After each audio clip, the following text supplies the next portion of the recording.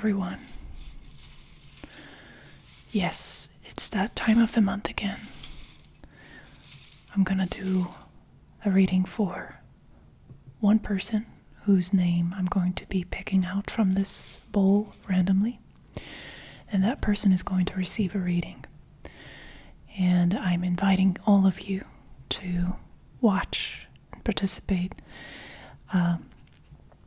Perhaps there's going to be some messages in here that you can also relate to, but the reading is going to be specifically personally meant for just one person, one of my supporters who entered the monthly lottery.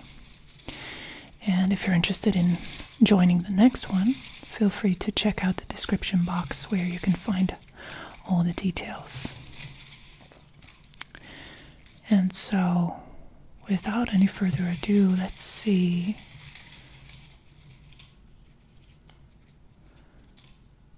Who it's gonna be.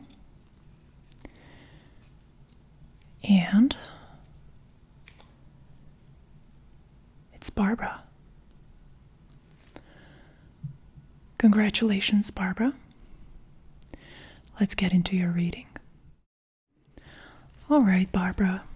So today we are going to do a freestyle reading, a card-directed freestyle reading, which is a reading type available on my website to those who don't have a specific topic that they would like to ask the cards about, and those people who have a very specific question that doesn't fit into any other category.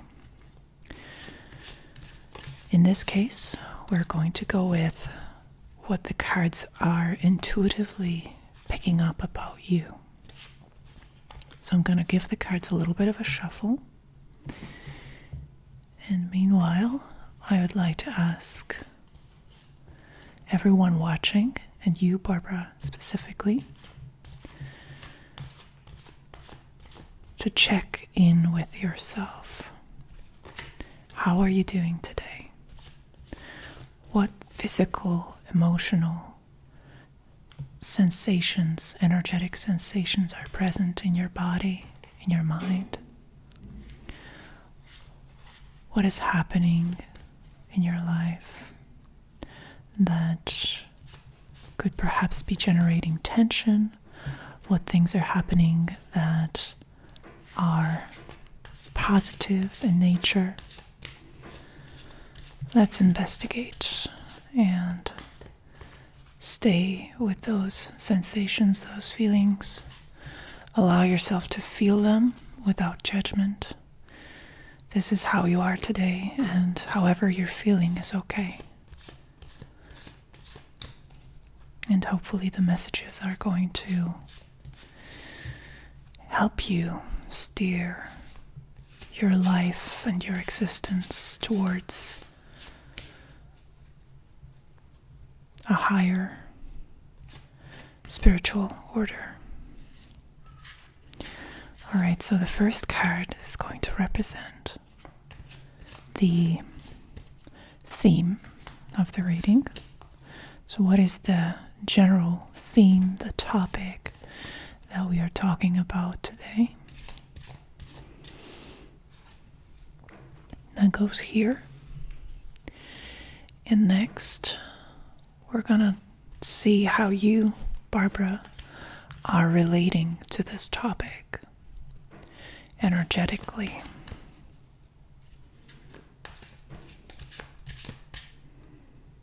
All right. And another card to give us a hint about the energy of resolution.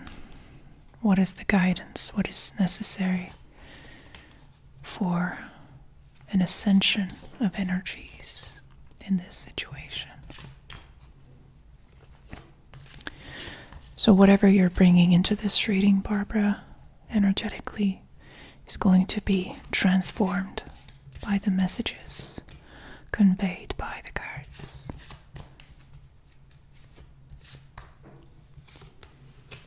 All right. I'm going to put the cards over here, and if necessary, we're going to draw more cards. But let us, for now, start with these ones. See what they have to reveal. So right off the bat, we have the sun as the theme. Your relation to it as the Knight of Wands. And the resolution and the guidance is the Seven of Wands. All right. So this is already a very fiery, a very energetic read. We have the Sun, which is a Major Arcana card. It's number 19 of the Major Arcana. And we have the Knight of Wands, which is essentially the Knight of Fire. And we also have the Seven of Wands, which also belongs to the fire element because it's wands. So, very high energy, lots of optimism, but lots of restlessness as well. These things are coming through very strongly. And the Sun is the card of optimism and clarity. So the topic is, can you show the world who and what you really are? Can you truly show up in the world as your authentic self? Can you emulate the self-evident power that the sun is a symbolic representation of? Can you embody the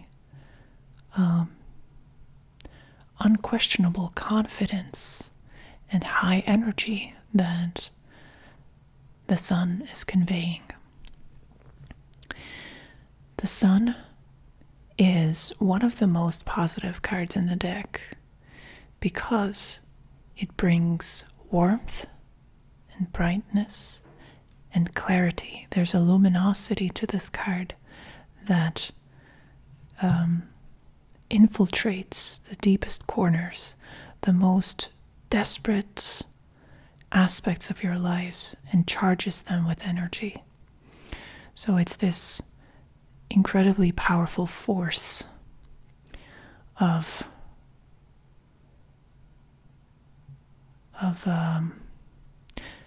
generating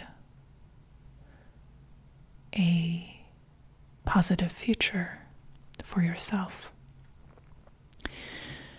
The sun can be a little bit scary sometimes, even though it is the most positive card. And I'm saying this because I've recently had an interesting experience with the sun in one of my private readings for myself.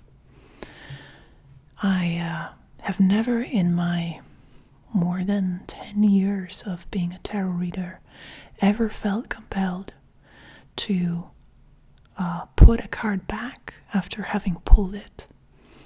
I had this really eerie experience of pulling a card for myself and having the sudden urge to want to put it back, as if it was the wrong card. But I quickly realized that that's against the rules, that you don't just do that. Like, you don't reject anything that comes from the tarot. You just take it on. And so I went with my initial choice, and then when I saw it was the sun, it was a weird realization hitting me of having a certain level of fear of my own power and of being in the sun or being in broad daylight in a spiritual sense, being exposed, being accepted, being putting myself out there, really. And so the sun has this theme of truly identifying yourself with yourself to the point where there's no shame, no guilt, no apprehensive tendencies left for your ego to keep yourself locked in. The Knight of Wands is an interesting character. He is, on the one hand, a ball of fire. He's highly energetic, very hands-on, very determined to get things moving, changing things, and is very dynamic in its expression of self. So that's the positives about the Knight of Wands, but it can also turn into a sort of recklessness with the Knight of Wands where you become overconfident. And being that the topic is radical self-love with the Sun, there's a chance with the Knight of Wands that there is some exaggeration, some sort of extremes showing up here. Perhaps extremes of self-hate or extremes of self-aggrandization, perhaps a mixture of the two. Whenever the one shows up, there's usually the polar opposite coming into the picture as well. So there's some reckless, restless, nervous reaction to the Sun's energy. The Sun, in and of itself, is very peaceful. It's just like, here I am. I'm showing up. I am what I am. And this radical simplicity of my being is the essence. It's what I am, and I'm completely 100% on board with it. With the Knight of Wands, there seems to be a little bit of an overreaction to that invitation. So it's either a lack of caution, or overconfidence in certain areas where you could take some time to deliberate before you jump into action. Now, with the Seven of Wands being the guidance card, certain levels of chutzpah and confidence are welcome. So don't get me wrong. The message here is not to pull back into a corner and shy away from challenging situations. The Seven of Wands is saying that the extra energy that is being generated here is useful, and it is to be utilized in your efforts to individuate and to stand apart from the crowd. That's okay. The Seven of Wands is the card of resisting the urge to conform, resisting the gravitational pull of other people and their feelings and their trajectories, having the courage to stand up and go against the grain, essentially. So really, the Seven of Wands is saying, as long as you're not a rebel without a cause, those energies of confidence are welcome, as long as it doesn't turn into arrogance or volatility for volatility's own sake. So the intensity that is being invited by the sun to the surface of your being is very necessary, and it's a force of good. But be careful with resisting only for resistance's sake. The Seven of Wands is saying societies and situations in general in life are negotiable, and you should not put up with any situation where you're being dominated, where you're being suppressed, oppressed, silenced. It is very important that you find a way to tear yourself out of those situations and make a distance between you and other people. It's pivotal that you find a way to preserve your autonomy. That's what the energy of anger is for example. Anger in esoteric circles is often deemed to be inappropriate or something to be shunned or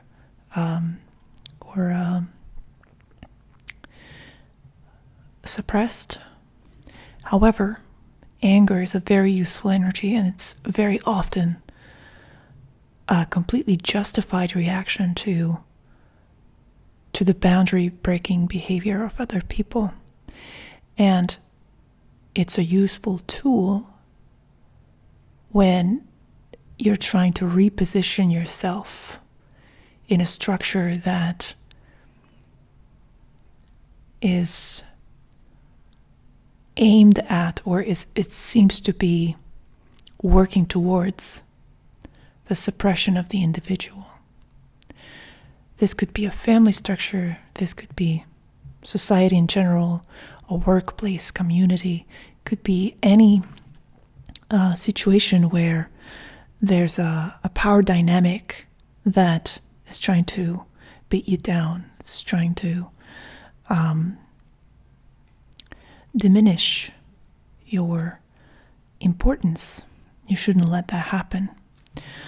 But with the Knight of Wands, there's the warning to not let this anger fester or be channeled into pathways where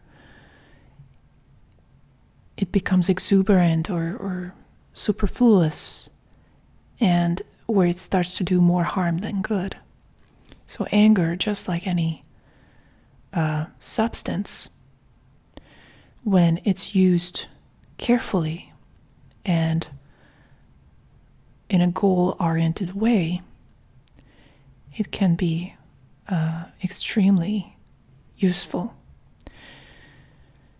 However, when there's too much of it, or when it's aimless or self-serving, it becomes something that eats you up, or something that derails you.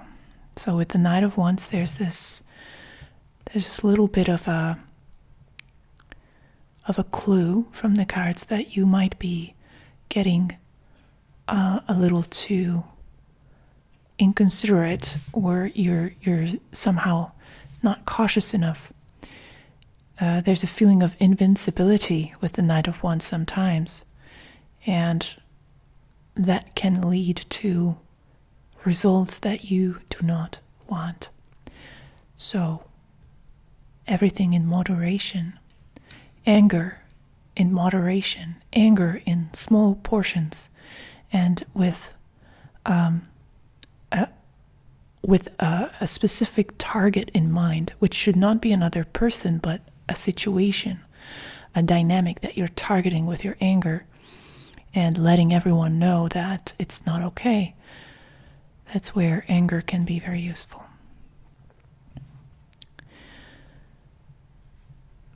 And also, that's where this